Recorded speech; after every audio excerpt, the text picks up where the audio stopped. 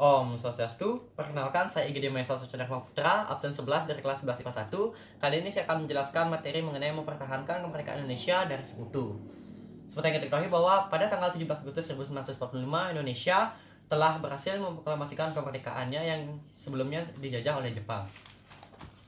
Nah, namun usaha Indonesia untuk bisa disebut sebagai negara kedaulatan masih panjang dengan membentuk beberapa syarat-syarat lagi sehingga bisa disebut sebagai negara yang berdaulat. Nah, setelah sekutu menyelesaikan berbagai permasalahannya dengan Jepang, sekutu datang ke Indonesia untuk berbagai alasan. Salah satunya untuk melucuti tentara Jepang dan membawanya kembali ke Jepang.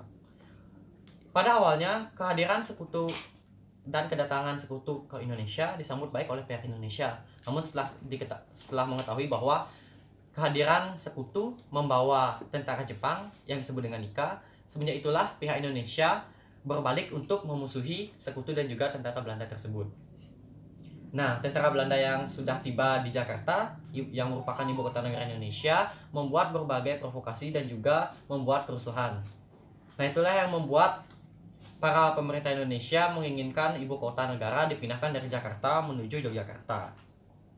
Nah, setelah dipindahkannya ibu kota dari Jakarta ke Yogyakarta ini, di saat inilah dimulainya perjuangan rakyat Indonesia untuk mempertahankan kemerdekaan melalui berbagai cara. Salah satunya perlawanan dengan menggunakan peperangan. Banyak sekali pertempuran-pertempuran yang dilakukan oleh pejuang Indonesia untuk mempertahankan kemerdekaan. Yang pertama ada pertempuran 5 Hari Semarang, yang kedua ada pertempuran Medan Area, yang ketiga ada peristiwa Bandung Lautan Api, yang keempat ada pertempuran 10 November di Surabaya, dan juga yang kelima ada pertempuran Ambarawa.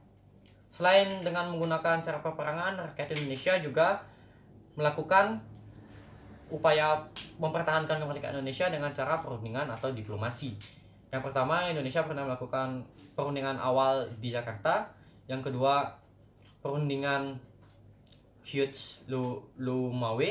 Yang ketiga ada perundingan Linggarjati, dan yang keempat ada konferensi Malino. Nah, setelah itu Belanda melakukan agresi militer Belanda yang pertama, yang dimana Belanda yang pada awalnya mengusulkan beberapa usulan namun ditolak oleh pemerintah Indonesia. Itulah yang menyebabkan Belanda melakukan agresi militer yang pertama. Setelah agresi militer yang pertama, kembali pihak Indonesia melakukan upaya diplomasi untuk mempertahankan kemerdekaan dengan cara membentuk KTN atau yang disebut dengan Komisi Tiga Negara. Komisi Tiga Negara ini dianggotai oleh Australia yang ditunjuk oleh pihak Indonesia, Belgia yang ditunjuk oleh pihak Belanda, dan yang ketiga Amerika Serikat yang ditunjuk oleh pihak Belgia dan juga Australia. Nah, setelah melakukan perundingan Renville, Belanda kembali lagi melaksanakan agresi militer Belanda yang kedua, yang dimana agresi militer ini disebabkan oleh Belanda yang ingin memusnahkan pasukan bersenjata di pihak Republik Indonesia, yaitu TNI, dan juga Belanda menganggap bahwa Indonesia tidak sepenuhnya menjalankan perundingan atau perjanjian Renville yang sudah ditandatangani.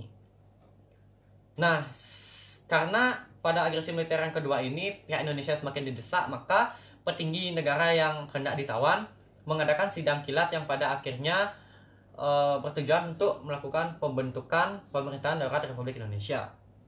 Setelah dilakukannya pemerintahan darurat Republik Indonesia ini, terjadi perang gerilya untuk mempertahankan kemerdekaan Indonesia yang dipimpin oleh Jenderal Sudirman. Setelah melakukan berbagai upaya dan juga pihak Indonesia semakin ditekan, dan pada akhirnya ibu kota negara Indonesia yang berada di Yogyakarta berhasil direbut oleh Belanda.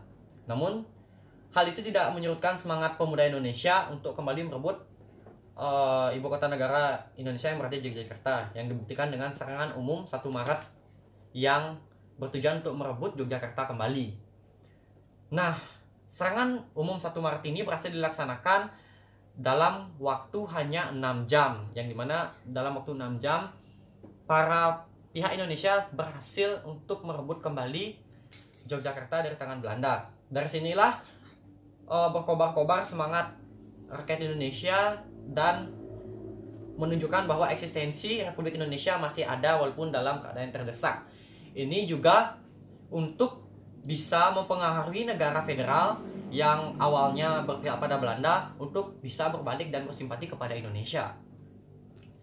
Setelah dilakukannya agresi militer Belanda dan juga serangan umum 1 Maret ini terjadi beberapa perundingan, yaitu perundingan Royam-Royam, lalu ada peristiwa Jogja Kembali, lalu ada konferensi Inter-Indonesia, dan pada akhirnya terjadilah konferensi Meja Bundar, yang dimana pada akhirnya Belanda dan Indonesia menyepakati dibentuknya RIS atau Republik Indonesia Serikat. Nah, setelah dibentuknya Republik Indonesia Serikat ini, juga pada akhirnya Republik Indonesia Serikat ini kembali ke dalam bentuk negara Kesatuan Republik Indonesia. Dan sebenarnya itulah negara Kesatuan Republik Indonesia, negara kita tercinta, mendapat pengakuan sedikit demi sedikit dari dunia internasional. Nah, nilai-nilai yang kita bisa ambil dari masa-masa revolusi yang ini, yang pertama cinta tanah air, berjuang tanpa pamrih, saling mengerti dan perhatian, rasa persatuan dan kesatuan. Sekian penjelasan materi dari saya. Akhir kata saya tutup dengan Karma Santi. Om Santi Santi Santi Om.